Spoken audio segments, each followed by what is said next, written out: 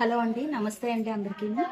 నవజనార్దనుల గుడికి తెలుసుకుని వచ్చామండి. ఇది 4వ జనార్దన స్వామి గుడి. ఇది ఆలమూరులో ఉంటుందండి. ఇది ఆలమూరులో ఉన్న నవజనార్దన స్వామి గుడికి మనం తెలుసుకోకుండా దర్శనానికని ముందుగా వచ్చాం. కానీ ఇక్కడికి వచ్చాక ఇక్కడ ఉన్న చరిత్ర చూశాక నారద మహాముని 5000 సంవత్సరాల క్రితం నుంచే ఆయన ప్రతిష్ఠించారండి ఈ స్వామివారిని.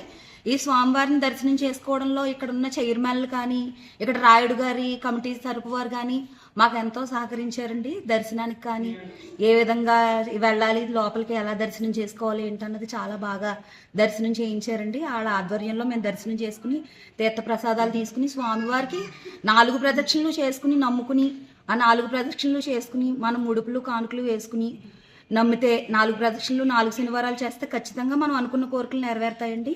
మేము ఇదే మొదటిసారి. అలాగే ఇక్కడికి వచ్చిన భక్తులందరూ కూడా 4 శనివారాలు ప్రదక్షిణ చేసి ఖచ్చితంగా 4 శనివారాల్లోని ముడుపులు వేసుకుని 4 శనివారాలు ప్రదక్షిణ చేసుకుని దర్శనం చేసుకున్నట్లయితే మీ అనుకున్న కోరికలన్నీ నెరవేరుతాయండి.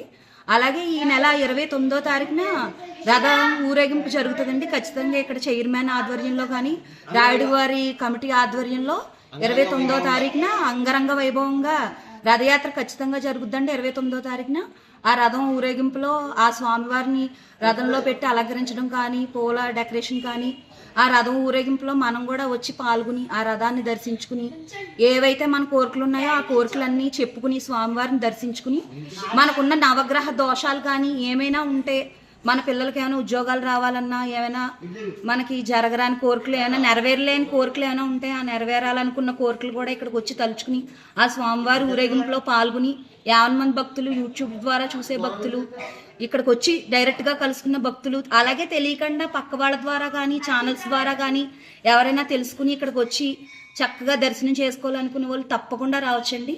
నేను ఖచ్చితంగా చెప్తున్నాను, మీ అందరికీ ఆ దోషాలు అయిపోతాయి.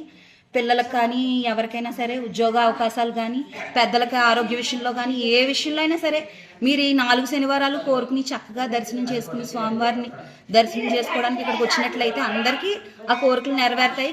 తప్పకుండా దర్శనం చేసుకుని వెళ్ళాలండి. అందరూ కూడా రావాలి.